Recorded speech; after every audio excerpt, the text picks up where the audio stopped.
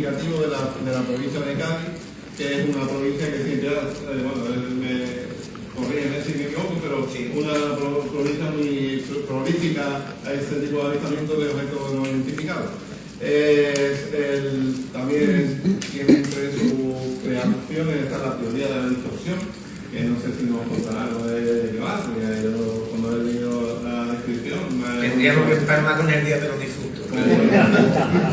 Que es el domingo, El domingo, Y bueno, yo me voy a callar ya porque yo creo que es interesante, que nos va a contar él y espero que lo disfrutéis.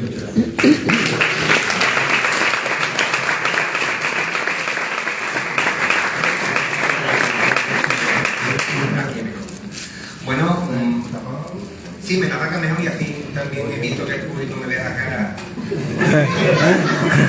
El niño que ha descrito Michael y yo sería el niño de la curva. Bueno, lo primero, agradeceros a todos la asistencia, al Ayuntamiento de Barbate, al delegado de Cultura José Diego Amores, que es con el que hemos estado... Ana Valencia, la concejala. Un fuerte está la cosa como para complicar. José Diego es el técnico. A Miguel Molina, que es el alcalde, y que siempre es de agradecer que los políticos se ocupen también de la cultura, porque esto no deja de ser cultura, una cultura diferente, distinta a la habitual, pero que se conocen cosas de historia, cosas de poblaciones, en sí. Una serie de acontecimientos que normalmente no aparecen en los libros escolares. Yo no sé si los niños llevarán libros actualmente o que lleven, pero que en estos 35 años largos que llevo dedicado a la investigación he tenido la oportunidad de hablar con muchísima gente que se ha topado con manifestaciones, con apariciones de algo que no sabemos muy bien de dónde viene, pero que sin embargo lo podemos encontrar en muchos rincones de nuestra bendita provincia de Cádiz. Incluso aquí se cierra como una especie de bucle, porque me he llevado una grata sorpresa que hay un amigo de infancia, Francisco Jesús Duarte López, que asistió, no sé si la dimos incluso junto, una conferencia en EGB, en octavo, hablando sobre Roswell. Fíjate si ha llovido desde entonces, si nos han salido canas a los dos, bueno, a él un poquito menos que a mí, pero que cuando lo he visto aquí pues he tenido como una especie de déjà vu. Y bueno, muchas veces hay que empezar por el principio. Uy, y esto salta. Yo me dedico a esto porque desde muy pequeño tuve una gran curiosidad por saber qué había de verdad en todas esas historias que yo leía en los periódicos, en las revistas, en el Pronto. El Pronto fue una de mis primeras fuentes de información sobre el fenómeno OVNI, y yo desde muy joven pues veía que todos aquellos relatos tenían esa carga de extrañeza, de miedo, de curiosidad para un niño. Y mi sorpresa fue conocer que había un investigador veterano, como era Andrés Gómez Serrano, policía local, que llegó a ser jefe de policía, que se dedicaba a investigar platillos volantes y a hablar, entrevistar a la gente que tenía la oportunidad o la desgracia, según el caso, el incidente, de toparse con este tipo de apariciones. Y como digo, la zona, el lugar donde yo resido, en Algeciras, en el campo de Gibraltar, pues hay una larga tradición de este tipo de incidentes. Y claro, yo veía que lo del Pronto pues tenía también su correspondiente correlación con lo que sucedía en mi entorno más cercano. Y fijaros, esta fue una de las primeras fotografías que me tomé con Andrés Gómez Serrano, que fue una especie de mentor, tutor, profesor, y fue el que me introdujo dentro de estas temáticas. Pero en la mayoría de medios, los conocidos, pues siempre sale una pregunta recurrente: ¿y tú por qué te dedicas a esto? Porque normalmente la tradición de la investigación dice que el parapsicólogo, el ufólogo, el que investiga, por ejemplo, la criptozoología, es porque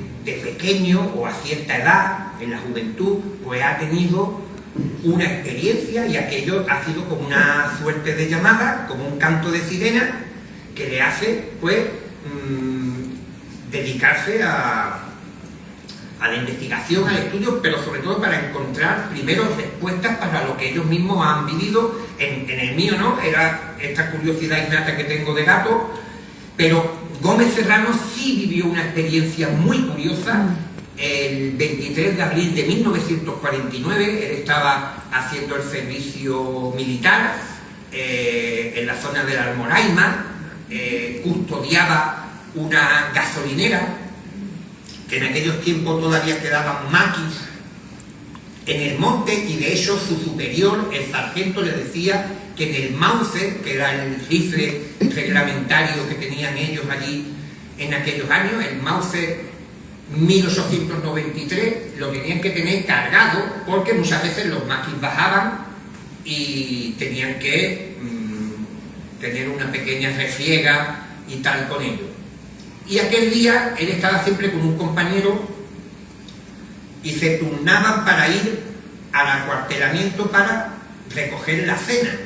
Solían hacerlo sobre las 9, 9:30, y aquella noche le tocó a su compañero. Gómez Serrano se quedó más o menos como lo estáis viendo ahí, sentado en lo alto de una piedra, con el Mauser. Estaba completamente solo.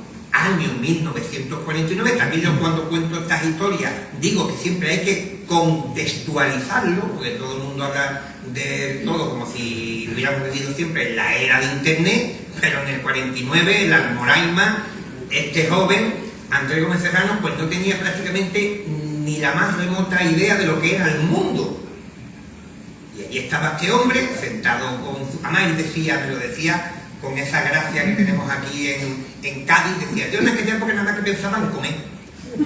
Decía, tenían hambre de un león. Y yo no sabía nada, me dieron el mouse y estaba yo de vigía, y entonces él observa a lo lejos, por el camino, que vienen dos luces. Claro, por allí no pasaba ni un arma, rara vez venía un camión, algún vehículo militar, algún coche, pero no había, evidentemente, el tráfico que hay en la actualidad. Por eso decía que es muy importante siempre tener la idea de trasladarnos a ese punto concreto del tiempo que, aunque sea hace 50, 60, 70 años, puede ser radicalmente diferente a lo que tenemos ahora mismo. Y él ve las luces, pero le llama la atención que las luces se funden en una, se separan, y ya él se queda como mosqueado. Ve que hay un efecto que también cuentan muchos otros testigos, que la luz no se propaga hacia el exterior, que es muy potente, pero que sin embargo no ilumina los alrededores. De pronto viene el efecto que la piedra en la que está sentado comienza a levitar cuando la luz se va acercando. Y todavía pasa algo todavía más extraño, y es que los alrededores comienzan a hacerse transparentes. Gómez Serrano decía, me contaba, en infinidad de ocasiones que tuve la oportunidad de hablar sobre su experiencia, de que, por ejemplo, el muro de la garita se hizo como de cristal, y él veía el interior, veía las literas, la mesa, los platos, los vasos, un árbol se hizo transparente, y en ese momento ocurre lo que actualmente lo denominaríamos como el efecto Matrix de la película. El Mauser se le cae, y al caer al suelo se detona, pero con la particularidad de que no produce ningún tipo de sonido, y él ve perfectamente la llama, y él dice que incluso nota que le pasa por la sien. Fijaros el efecto, y entonces esa esfera está ya muy cerca de la posición donde está Gómez Serrano, y se eleva hacia arriba, y él dice que desaparece en el cielo dentro de la oscuridad de la noche, dejando también un surco en la nube, como evidencia empírica, física, de lo que él había vivido. No era algo alucinatorio. En el momento que la esfera de luz va hacia arriba, la piedra cae al suelo y me dice: Caravaca, a mí el culo me dolió, porque di con mi posadera. Después la piedra se pudo elevar 1 metro de altura, y aparte comprobamos que el fusil se había o había disparado, se había descargado. Claro, él, con la mente analítica que tenía, por eso acabó siendo policía, pensaba que quizás por el susto, por la impresión, él no había escuchado. Fíjate que ya sería difícil, porque decía que el Mauser era como un cañón cuando se disparaba. Dice, bueno, lo mismo yo, que estaba tan ensimismado viendo aquello, no lo escuché, pero que el compañero que venía ya de camino no escuchó ruido. Y el reloj que tenía en la mano se quedó parado. Esta es la primera historia que os he querido contar, porque, como digo, enlaza un poco con el inicio de mi trayectoria como investigador, y os voy a relatar algunos de los incidentes, de los casos más interesantes que yo he tratado en Cuarto Milenio. Y este es muy interesante porque ocurre en Cádiz, capital. El testigo cree que pudo ser alrededor de 1980. Él trabajaba como conductor del camión de recogida de residuos, que es un eufemismo para decir que era el camión de la basura, pero queda como más. Y ellos hacían 3 cargas en la madrugada, en su turno, y tenían que ir al vertedero de Puerto Real. A mí me encanta dar una conferencia en Cádiz porque no tengo que explicar tantas cosas, nos situamos todos. No estoy por ahí, incluso el acento aquí pasa más desapercibido. Y el conductor tenían varios compañeros que se cuidaban, y esa noche pues iban 2 compañeros con él en el vehículo, que se quedaban para cenar en el trayecto, que tardaban más o menos unos 40-50 minutos, y los otros 2 se quedaron en Cádiz capital. Entonces, pasando el puente Carranza, nos situamos todos, va en dirección al vertedero. Los 3 a la vez, al unísono, ven una luz en el fondo, sobre el cielo, que piensan que puede ser el lucero del alba, el planeta Venus, pero que es demasiado gordo, la expresión que utilizan. Y además a mí me gusta también, muchas veces yo he notado que en los libros que yo leo, yo veo palabras en los testigos que digo, coño, no se encuentran a todos los diplomados, a todos los académicos que saben. No me encuentro al testigo y dice, esto era muy gordo, y además ya veía otras expresiones que yo utilizo, porque incluso en mis libros pues me gusta ser muy fiel a la realidad y contar todos los detalles, porque también se ve así lo que yo considero que es la intrahistoria.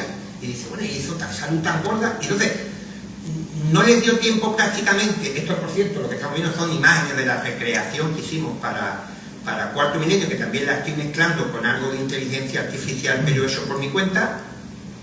Estaban viendo la luz cuando de pronto, imaginaros la situación, conduciendo el camión que llevaba 25.000 kilos a 80 kilómetros por hora. Aquella luz, de pronto el testigo dice, mira, yo no sé si vino para nosotros o nos lanzó una luz, pero la cabina del coche se quedó aquello con un resplandor como si hubiese amanecido, como si el sol se hubiera puesto delante del parabrisas, con el consiguiente peligro que puede tener conducir un camión. Y además mi colega Duarte hace muchos años camionero, y puede decir lo que es a 80 kilómetros por hora conduciendo, y de pronto hay como un flash. No hay un corte, no hay una sensación de que falta algo. Los 3 testigos se ven con el coche parado a un lado de la carretera, con las llaves tiradas y el motor evidentemente detenido. Yo le pregunto a este hombre, bueno, ¿y eso? Dice, ni idea. Digo, bueno, pero ¿notáis lo que os comento, como una transición, como que hay algo que... Dice, no, vimos aquello la luz vino o nos lanzó algo y yo nos vimos parados. Dice, pero lo curioso es, y esto yo también lo he anotado en otro tipo de relatos que me han contado, que ellos no hablan entre sí. Están tan fuera de juego que lo único que les acierta es arrancar el coche, ir al vertedero y descargar. Lo que ocurre es que cuando regresan al sitio de donde parte, a Cádiz capital, son las 4:30 de la mañana y ha pasado más de una hora de lo habitual. Y fijaros que el testigo, después de ver aquella luz gorda, de aparecer con el coche, más decía, el coche estaba perfectamente estacionado, no era que, no, ni había huellas de frenazo, el coche estaba perfectamente detenido. Pero a él, lo que más le extrañaba, después de tanto tiempo cuando se puso en contacto conmigo, era el saber qué ha pasado en esa hora. Y eso yo también, como decía, hay muchas cosas que se repiten a lo largo de los años en otras caras y en otros nombres, como decía Alejandro Sanz en su famosa canción, y eso es lo que te da también una veracidad de lo que te están trasladando este tipo de personas. Entonces, a través de Miguel Ángel Pertierra intentamos hacerle una regresión para que recuperara o intentara acceder a esa hora perdida, pero no tuvimos mucha suerte. Él decía que veía como una galaxia, como montaña, una forma de nuez que parecía como un cerebro, una forma geométrica, pero lo curioso es que el testigo, que por cierto no quería aparecer en público, no quería revelar su identidad, me decía que aquello que él veía tenía un grado de nitidez y de resolución mucho mayor incluso que la realidad habitual, y que incluso era mayor que el de los sueños, que era lo que le extrañaba, lo que estaba viendo a través de esa regresión, que no tuvimos mucha más suerte. Este tema sí parece que pega un poco más con las fechas que estamos, con lo que ha contado el amigo Michael. Susto de muerte fue el caso protagonizado por el chofer del presidente de la Diputación de Cádiz, don Cristóbal Muñoz Romero. Fijaros, 19 de marzo de 1974, en la madrugada. Esta es la mítica portada que sale en la Gaceta del Norte, un artículo de Juan José Benítez.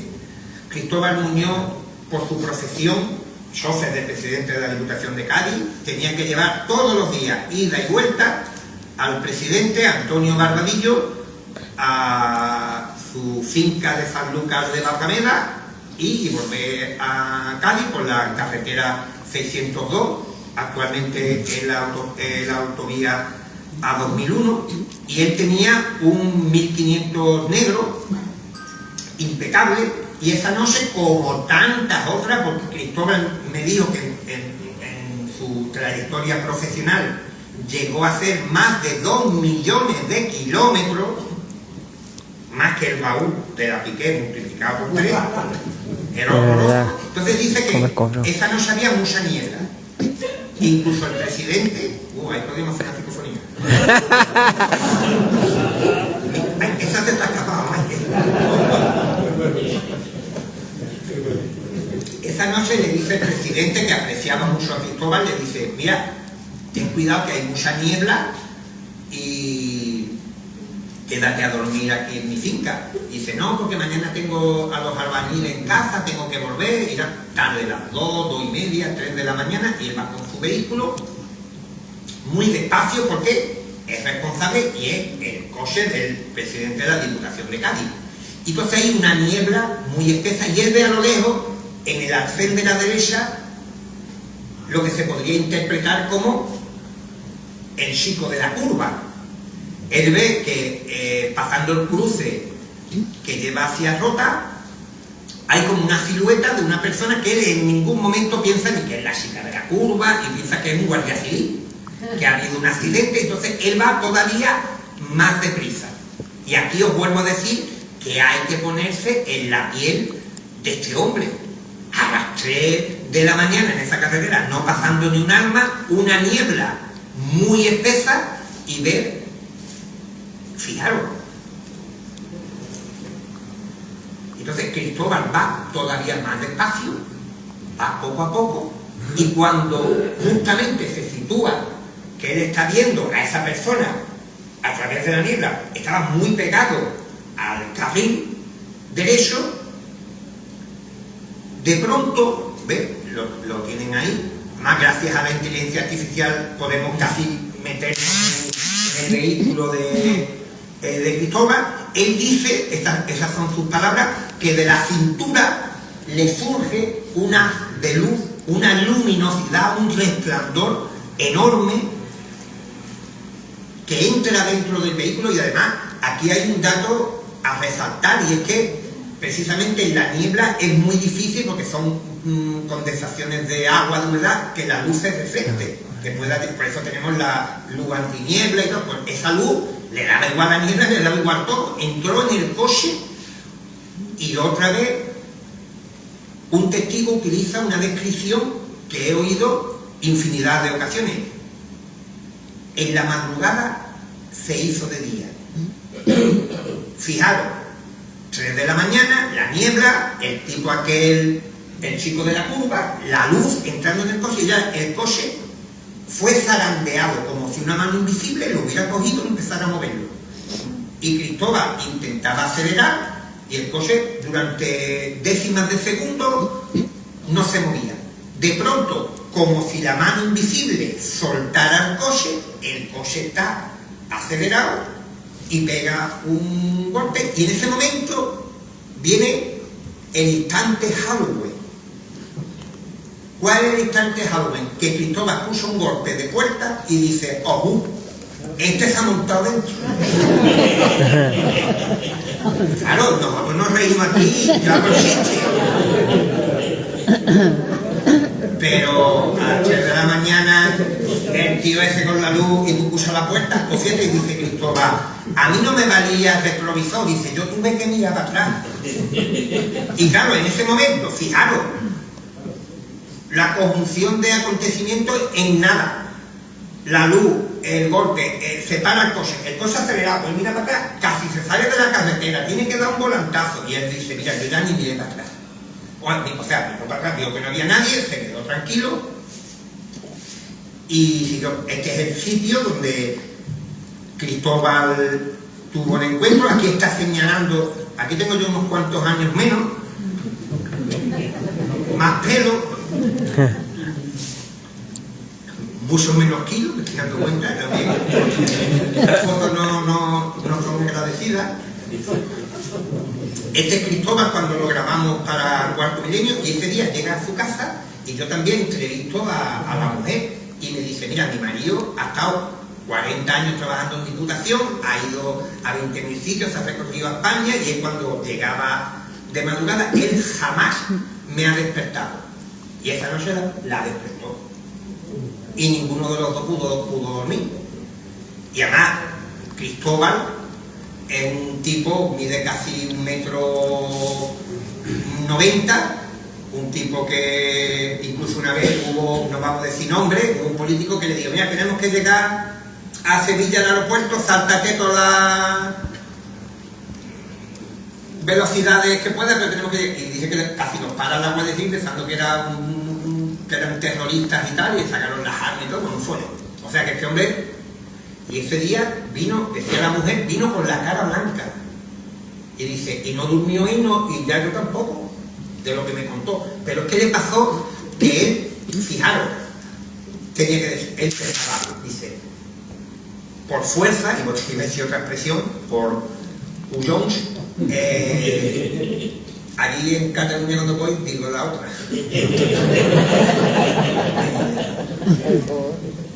Y dice, yo tengo que volver por las carreteras, y él no quería pasar, pero como era un tío pragmático, dice, yo tengo que hacer un rodeo para recoger a este hombre, y dice, no puedo yo. Pues yo voy a coger un día por la mañana temprano y dice, voy a pasar a ver si hay una señal o hay algo allí que a mí me ha llevado a esa confusión.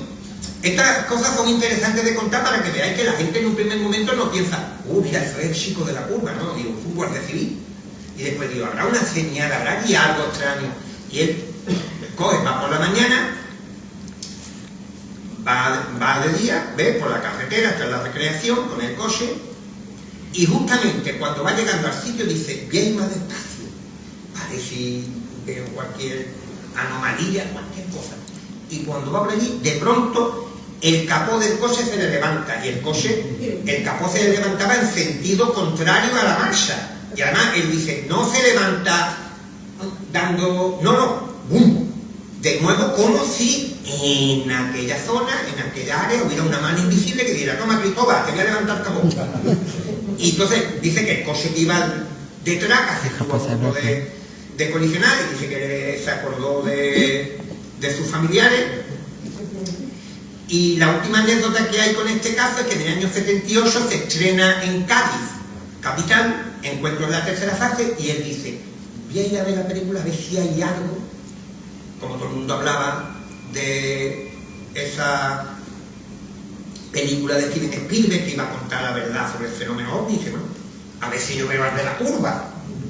Y él dice, y me lo ratifica la mujer, de que cuando están viendo la escena de Richard Dreyfuss, fijaros la semejanza, dice que le apretó la mano que le iba a partir, vamos, todos los huesos, porque en esa escena se vio él. ¿Recordáis la escena de Richard Dreyfuss que está parado y viene y una luz se coloca encima del coche y tal? Pues dice que en ese momento de la butaca del cine se trasladó al asiento del 1500. Bueno, y aquí estamos Iker y yo dentro del 1500, que esto es una anécdota, lo nota aquí entre 4 colegas. Yo llevaba un montón de papeles y tal, y me dice que Caravaca, esto lo vamos a hacer dentro del 1500, ¿qué te parece? Digo, casi que yo tengo aquí un montón de papeles. Dice, bueno, pues vais a ir al salpicadero. Sí, era el salpicadero. Y al final, mira, lo hicimos en el coche y quedó bastante bien. Este es el caso del doctor Rivera. Esto ocurre en mi tierra, en Algeciras. Yo tardé 30 años, bueno, 30 años no, pues muy exagerado. Siempre te sale un poquillo la vena, pero bueno, si no fueron 30 años, fueron 20. 20 años en entrevistarlo. Es un suceso muy conocido, que aparece en los libros fue el que lo publicó primero, que fue Benítez en La punta del iceberg, del año 1983, si no me falla el disco duro. Y este buen hombre, este médico, este ginecólogo, va el 26 de agosto de 1966 a la zona del faro de Punta Carnero para hacer fotografías, y también le gustaba recoger amonites, y sobre todo su mayor afición era la fotografía y las diapositivas. La zona del estrecho, la verdad que es muy fotogénica, y aquel día pues iba con su lambreta por un carril, que lo vamos a ver ahora, además que no está ni asfaltado ni nada, y él iba con su motocicleta, y de pronto él dice que lo primero que le llama la atención, y este también es un elemento, factor que he escuchado en infinidad de oportunidades, el sonido desaparece. No se escuchaba ni la chicharra, ni el viento, nada. Él se para y en ese momento se le cruza el niño de la curva. Él dice, y volvemos a lo mismo, la mayoría de testigos, no vamos a decir el total, pero el 80%, su primera reacción no es de decir que está frente a algo paranormal, ufológico, extraterrestre, mariano, sino dice, esto es un mono que se ha escapado un circo.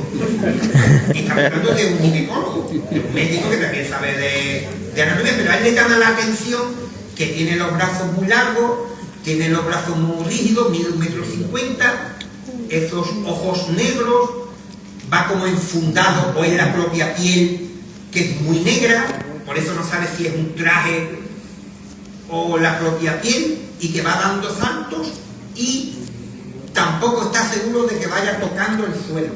Entonces se pierde, se le cruza y se pierde detrás de unos arbustos. Y el doctor Rivera no es como mi amigo Michael.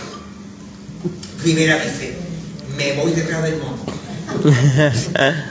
Y además yo he tenido la fortuna de ser la segunda persona que ha podido entrevistarlo. Nada más que lo entrevistó en su día Juanjo Benítez y servidor. Y tardé 20 años y si hay tiempo os cuento la estratagema que tuve yo que hacer para poder sentarme frente a este hombre y obtener su relato. Entonces yo le digo, Rivera, ¿y usted dónde iba? Y dice, pues yo la verdad que yo no iba a irte, pero yo llevaba la cámara de fotos y yo me fui detrás de aquello. Yo todavía, hoy día, y ya Rivera falleció hace pocos años, él me trasladaba de que fíjate tú, y estas cosas a mí me encantan, incluso yo os la cuento. Él decía, dice, más raro que el mono era de dónde saqué yo ese valor para irme detrás de él. Entonces él se va detrás y va a esta especie de llano, ¿ves? El tipo ha cruzado en dirección hacia allá, el cajista donde está Vero, que es mi operadora de cámara favorito, y entonces a Juanjo Benítez le hizo este dibujo y yo me tiré con él una hora porque además de hecho era un excelente ginecólogo de prestigio nacional. Llegamos a concretar que el objeto era así, medía unos 20 metros de largo, estaba a una distancia de unos 20 metros. Eso estaba cuando él fue a mirar donde se había metido el mono. Tenía como una cúpula cristalina y la puerta que tenía en la parte de atrás era como la persiana de un comercio de otro mundo, y tenía esas dos protuberancias puntiagudas que decían que era como un coche americano, como un Cadillac. Y aquí viene otro detalle súper curioso, y es que Rivera le hace una foto y dice, en el momento que yo puse el plan, dice, me entró un miedo desde el suelo hacia arriba que salimos patas. Dice, digo, entonces se tacó ahí Entonces, esto es curioso porque todos estos efectos campanas que suceden con el fenómeno ovni, que desaparece el sonido, la realidad parece moverse en otro tipo de frecuencia, también puede afectar al ser humano, y también lo he comprobado, y las personas actúan de una forma diferente, que también no es inusual, porque la propia psicología dice que en situaciones de emergencia las personas pueden hacer cosas que en otro momento pues no lo harían. Estamos aquí recreando, entonces yo le pregunto a... Bueno, esto salta, esto me lo ha dejado... Aquí estoy con Gómez Serrano en la fotografía, entonces yo le pregunto, porque Benítez contó, claro, todos estaréis pensando, ¿y la foto qué? ¿No? La diapositiva. La fotografía yo le dije, bueno, Rivera, ¿cómo sale la foto? Dime la verdad, movía, borrosa, la foto se veía perfecta, en color, en cuadrado, la nave se veía perfectamente.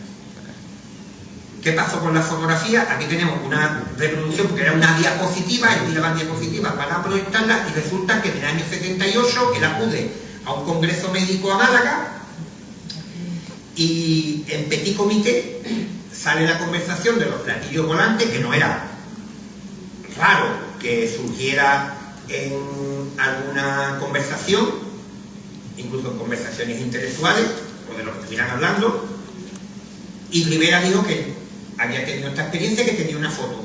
Un médico catalán, ginecólogo, muy conocido a nivel nacional, incluso a nivel internacional, le dice que está interesado en ver la diapositiva, que va a cambiar su viaje de regreso a Barcelona, porque un facultativo catalán, y viaja hasta Algeciras. Y llega allí, le enseña la diapositiva, se la proyecta. Imaginaros la imagen proyectada en la pantalla. Y claro, el médico catalán se queda asustado y se la pide. Dice, mira, ¿tú me la dejarías? Claro, vosotros 19 años tenía de edad. Entonces aquí volvemos a esos momentos en los que la mente parece, y claro, y esta era una duda que había surgido en infinidad de ocasiones que yo no había podido resolver hasta que hablé con Rivera, y él me dice, mira, este hombre tenía tantísimo prestigio que yo cómo me voy a imaginar que le doy la foto y se pierde. Pues la fotografía se pierde en ese momento. Yo, con las investigaciones que he hecho, evidentemente era una persona que tenía en su círculo de clientes o pacientes, aunque también muchas veces los pacientes son clientes,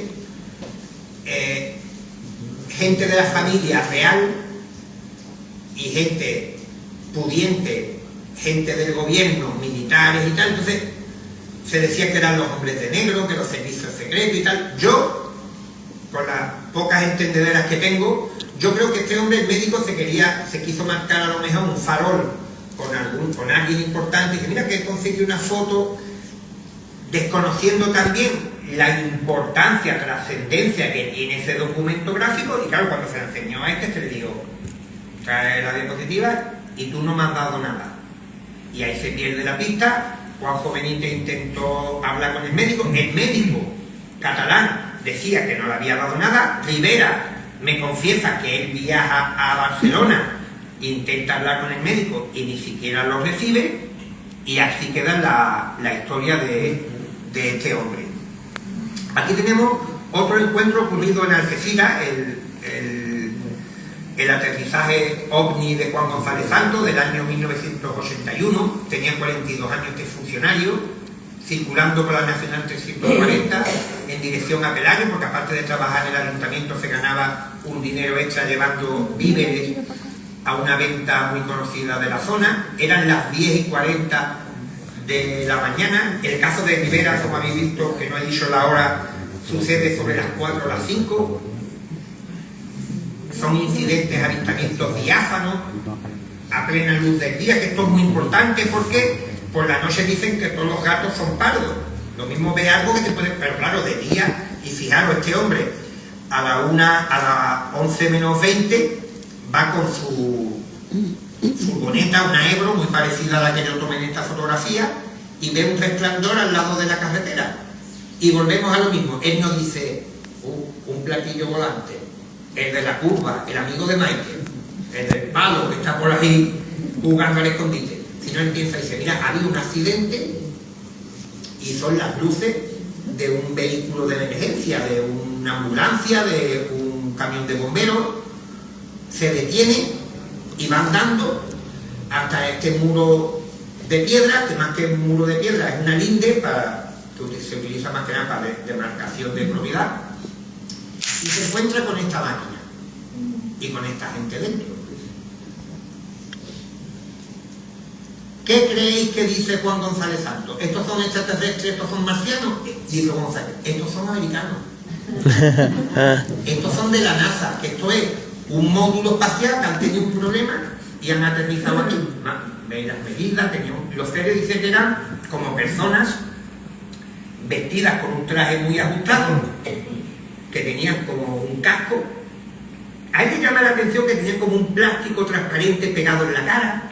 Siempre le daban el frente y se movían así. Él diría, no, los americanos, que raro andan esta gente, porque siempre van así, tal. ¿Ve? Él piensa que es el módulo espacial, un módulo así. Él lo está viendo detrás de la alambrada. ¿Ve? Aquí tenéis un poco la descripción de los seres. Voy pasando porque hay mucha información. Debajo de la ventana principal, que dice que estaba como sucia, que daba como vueltas, aquello era una cosa muy, muy extraña.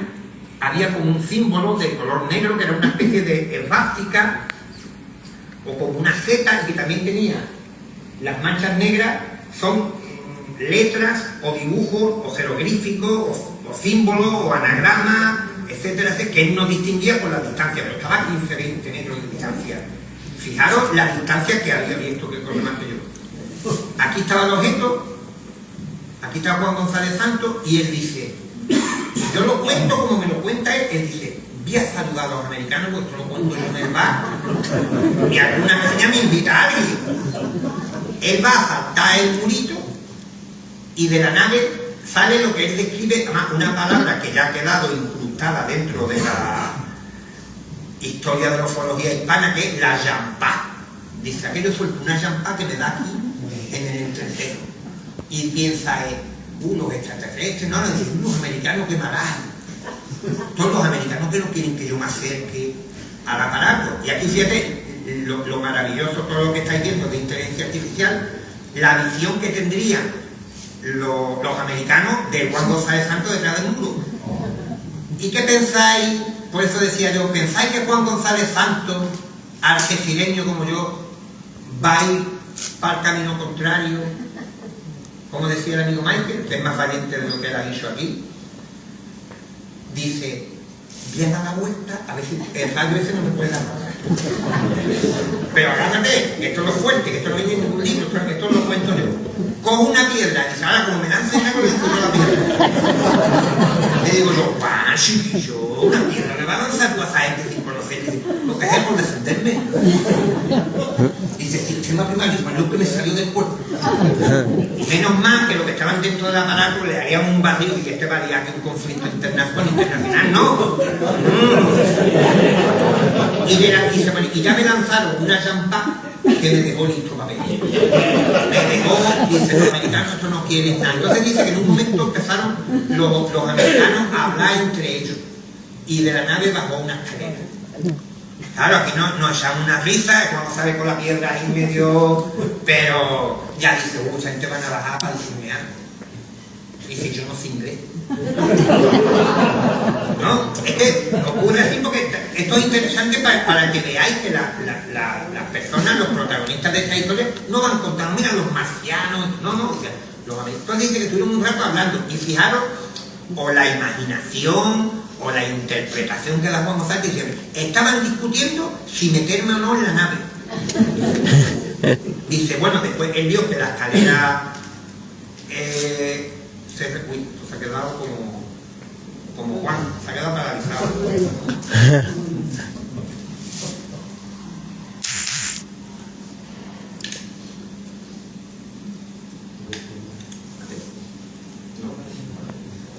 Una champán. Una champán abajo.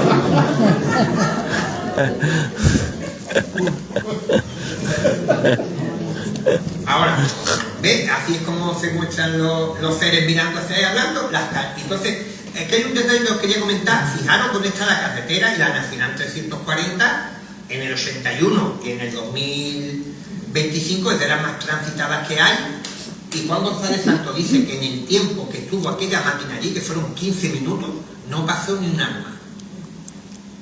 Y aquí llega el momento Halloween. Hay que pagar un poquito aquí. La nave recoge el tren de salida y se queda parada, sin hacer ruido. Y Juan González Santos dice, estos no van a ser americanos. Ahí es cuando Juan González Santos comienza a digerir de qué aquello. Entonces en ese momento la nave que se queda estática un momento, se pierde en la lejanía y deja a nuestro amigo ahí traspuesto, y él también llega con mucho tiempo perdido a la venta, y él dice que en total él podría estar como mucho media hora entre que dio la vuelta con el coche, se paró, estuvo ahí enfrente, cogió la piedra, pero no más de una hora. Tampoco sabemos dónde estuvo Juan. Yo no creo que se lo llevara, porque este era un poquito vasto. Aquí estoy yo con el amigo Pablo Villarrubia, donde nos entrevistamos hace ya también una pila de años, y la mayoría de los casos que estamos viendo, yo he seguido viendo a muchos testigos, hablando con ellos en el plazo del tiempo. Aquí se habla del tiempo que estuvo en la carretera, o sea, el tiempo que perdió, y después que en el momento, y me dice una expresión que ahí es que le encantó, que fue que él decía, en el momento que yo entré en la época, la vida volvió a la carretera. Eso es otra cosa, y prefiero pasar por pesado, pero para que os quede en mente este tipo de conclusiones, que no son las habituales que os pueden contar en una conferencia o en un libro o en un artículo sobre ufología, pero que para mí son vitales, y es el hecho de que, como parece que cuando ocurre una experiencia paranormal, ufológica, criptozoológica, forteana, anómala, mariana, etcétera, etcétera, etcétera,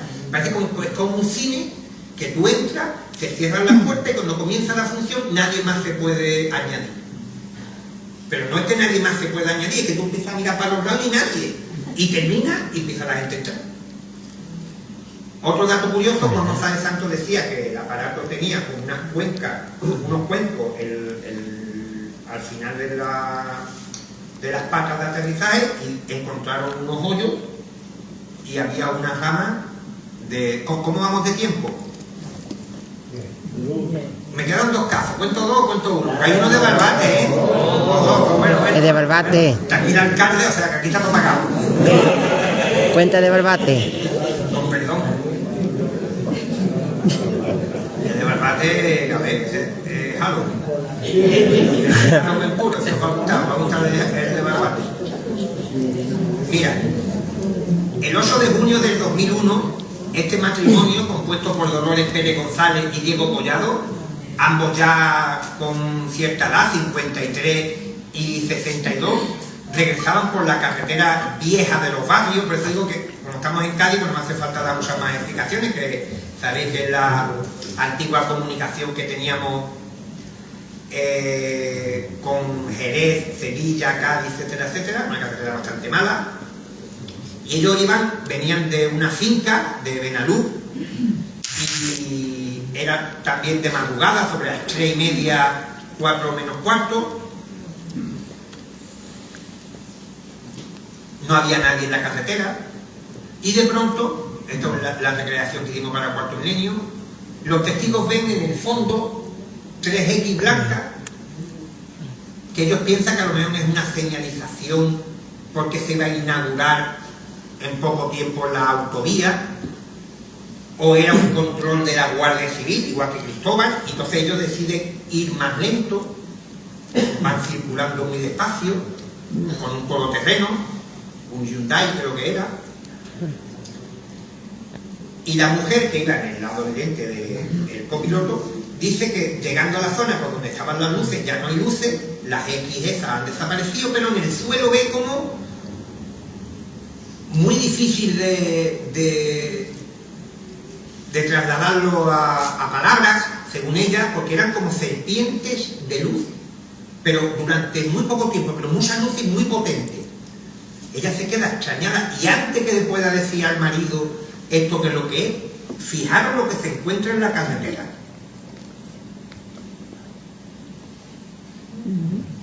Estos tres tíos con los brazos así y haciendo así.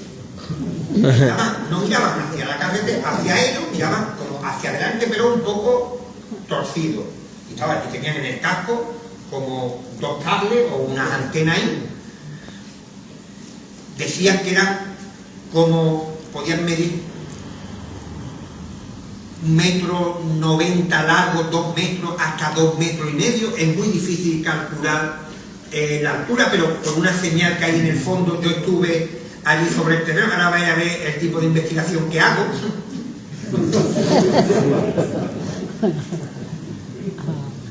Decía el testigo que yo daba más miedo que...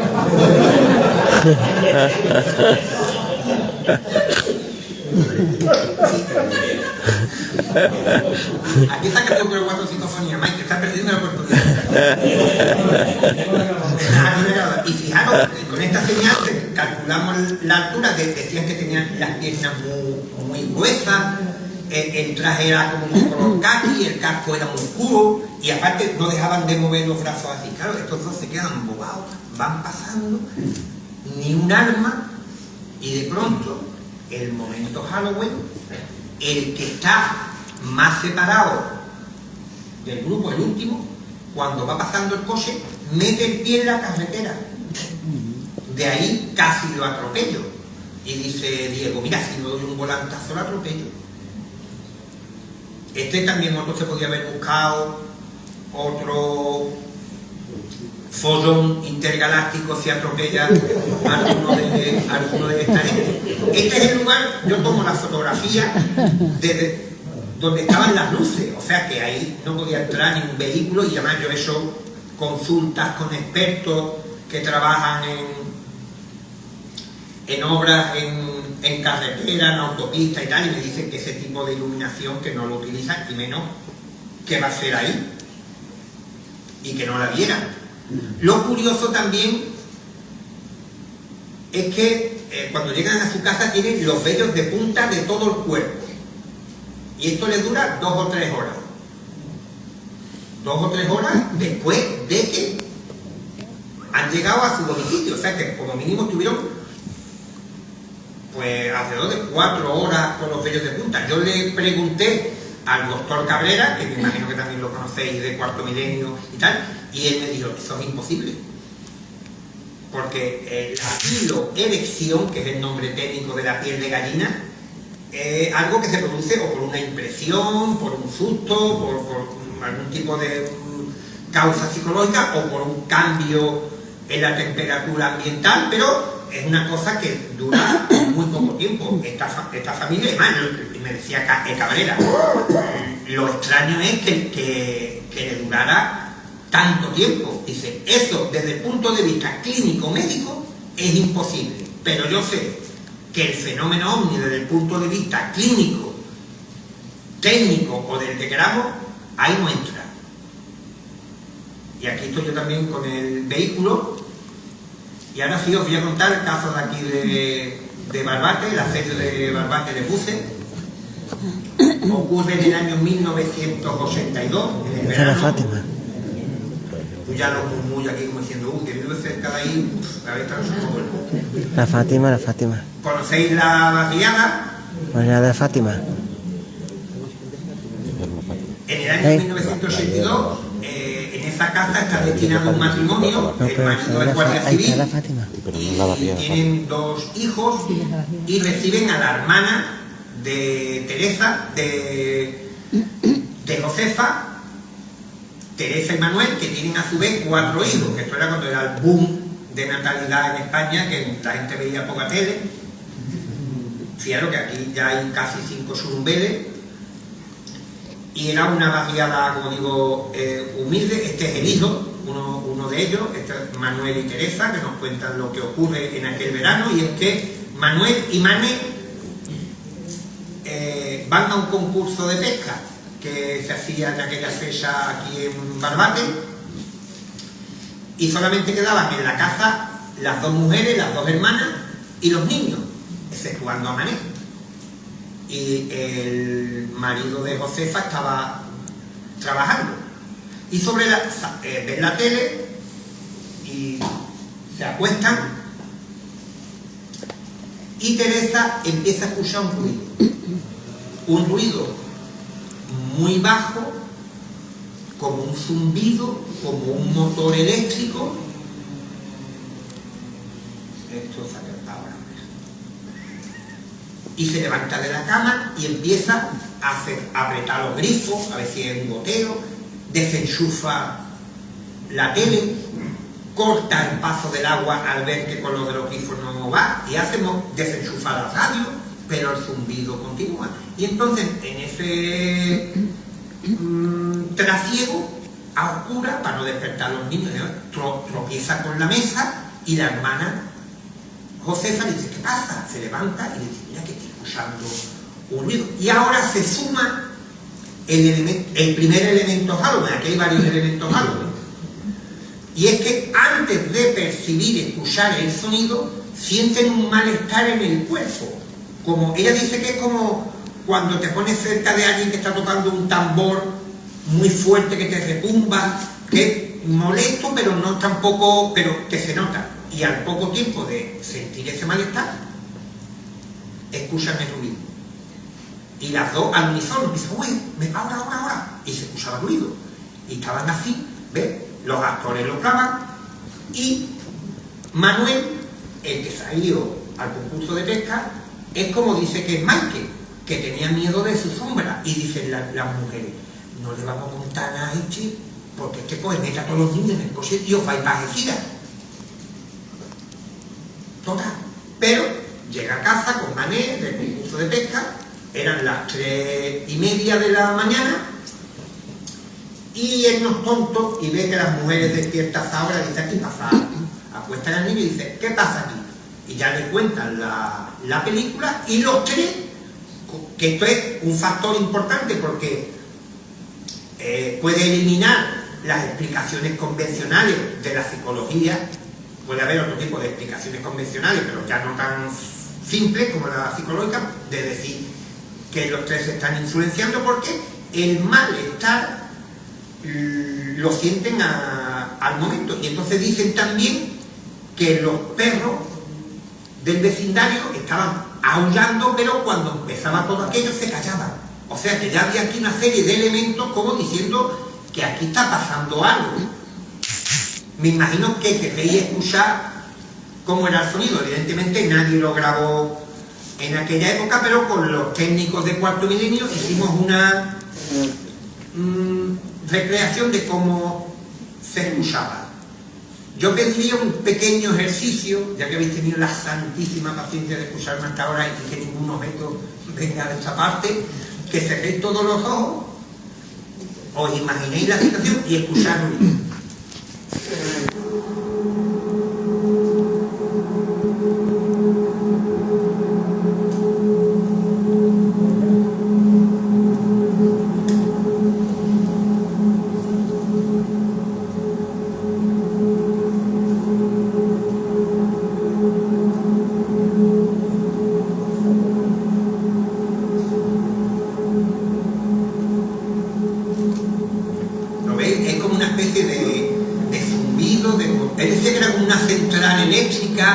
Como algo extraño, y además ya empiezan a tener más datos. Dice que parece que cada vez se escucha más fuerte, que viene del exterior. Bueno, ahí va. Y entonces están discutiendo otro momento Halloween. Están ellos hablando, ¿esto qué puede ser? Manuel con un sonido, y de pronto la puerta que tenían de entrada al piso, era un bloque de edificios como habéis visto, no tenía mirilla, nada más que tenía el orificio bastante grande. Imaginaros a las 3:00 de la mañana, zumbido, malestar, y de pronto una luz enorme. Volvemos a esa luminaria, ese resplandor que hace que parezca que está amaneciendo, que se filtra con una violencia a través de las rendijas de la puerta, y allí ya a todos les entra el pánico, porque piensan que hay algo detrás de la puerta. Ya habéis visto un adelanto del otro momento Halloween. Manuel sabía que su cuñado tenía un cesme en lo alto del armario. No es que todos los guardias civiles tengan un cesme en lo alto del armario, pero por razones que no puedo entrar a comentar, estaba más que justificado que este hombre tuviera ese arma de guerra, porque es un arma de guerra, en su casa. Entonces, imaginaros a este hombre temblando como un flan, entró al cuarto donde estaban acostados todos los niños a coger cesme. Esto es una situación de berlanga, pero fuerte. Entonces se pone apuntando a la puerta. Y yo le dije, bueno, Manuel, ¿usted qué va a hacer? Dice, la puerta se abre y yo me dio a tiro. Menos mal que no vino el cuñado. Sí, no reímos, pero es que la mujer, o sea, la cuñada me dijo, no, si viene mi marido se lo carga este no entiende razón. Dice, este le entra el miedo, aprieta el gatillo y pega un rafagazo. Y ahora podemos sumar otro elemento a este caso, que por cierto a Iker le fascinó el suceso este de Barbate.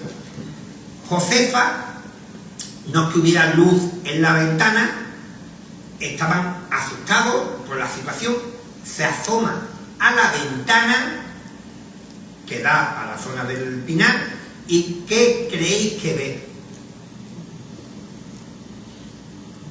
Ella utiliza también una palabra o una expresión muy muy personal, dice que es un tren de piernas porque ella lo que ve es como pasar como personas muy delgadas, como si fueran palos. Yo al principio le puse los hombres palos y dice que pasan por la frente a la ventana, que empiezan allí todo. Y este también es otro elemento que puede enlazar con el caso del camionero, porque aquí, como digo, dentro del fenómeno OVNI, el comportamiento de las personas no es el habitual. Entonces dice que de pasar de estar aquí, del estrés, de la ansiedad y tal, se van a dormir. Digo, ¿cómo? Dice, sí, nosotros cogimos, nos fuimos a dormir y no sabemos cómo pasamos de estar totalmente alterados, con la adrenalina a tope, y dormimos como niños. Y hablando de niños, los niños no se despertaron ni con el sonido ni con todo el alboroto que formaron allí, que después me confirmaron a mí. Aquí también estaba yo, esta fue ayer la foto, ¿vale? Los testigos me confirman que los niños escuchaban cualquier ruido y estaban los niños dando por saco. Pero aquella noche, ni cuando entró cogió una silla, la puso al lado del armario, cogió el CEM, me lo bajó, gritaron, la luz y tal. Ahora os voy a señalar la ventana de donde vieron a los seres estos delgados, y aquí vais a ver lo complicado de la luz y el efecto Halloween que os comento. Y es que, a ver si sale el efecto. No sale. Mira, voy a levantar, con permiso. Esta es la puerta de la vivienda. Esta es la puerta de entrada. Si imaginar que aquí se coloca un coche con los faros encendidos, la luz da en la escalera, no puede hacer la curva, otra curva y enfoca aquí. ¿Qué significa esto? Parece una cosa muy simple, pero al que estaba aquí se le pone los pelos como al matrimonio de los barrios. La luz estaba aquí, no podía estar ni aquí ni aquí, pues si estaba aquí tenía que ser un cañonazo de luz, lo que sea, y además ellos están convencidos que estaba detrás de la puerta. Y aquí hay un ojo de patio, un patio que tenía dos ventanas y una puerta que estaban cerradas. Si la luz viene por aquí, tiene que tener también, para empezar, tiene que venir desde arriba y entrar y tal. No sabemos lo que pasó aquella noche, quedó grabado a fuego en esta familia, grabando allí con los de Cuarto Milenio. Conocimos a un matrimonio que en el verano de 2023 desde ese mismo edificio vieron unas luces sobre el Pinar que desaparecieron de manera muy extraña, y todo esto que os he contado es una ínfima parte del archivo que tengo, no solamente de incidentes ocurridos en nuestra bendita provincia de Cádiz, sino en toda Andalucía y en España y en otros lugares del mundo que he visitado para estudiar estos fenómenos, que demuestran que más allá de las interpretaciones que nosotros le queramos dar a estas manifestaciones, si son extraterrestres, si son del más allá, si es el niño de la curva, si es nada, lo que es cierto es que hay desde hace muchísimo tiempo, desde los albores de la historia humana, a través de la cultura popular, de las leyendas, de los escritos y tal,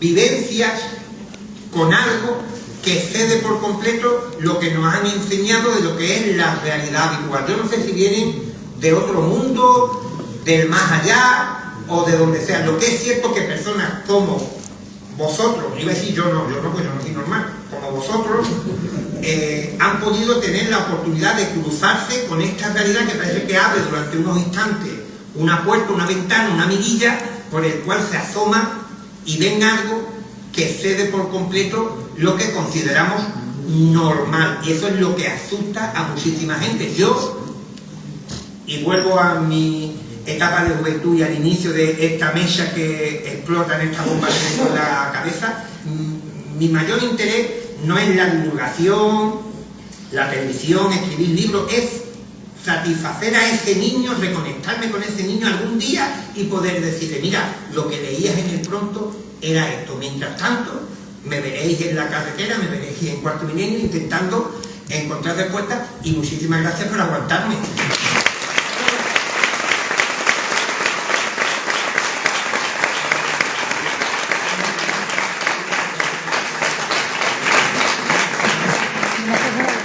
¿Eh?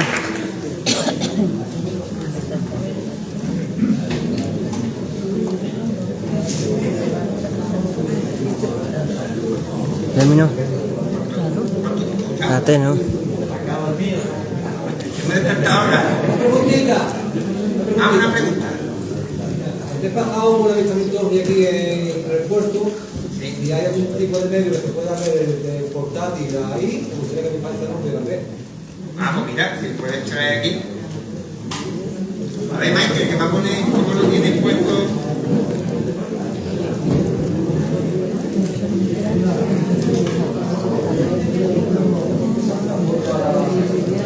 O van a ser, tú tienes el WhatsApp aquí. Si te mandas el WhatsApp, le podemos ver desde el WhatsApp. Cari, nos va a mirar, ¿eh? Espérate, que termine, ¿no? Espérate.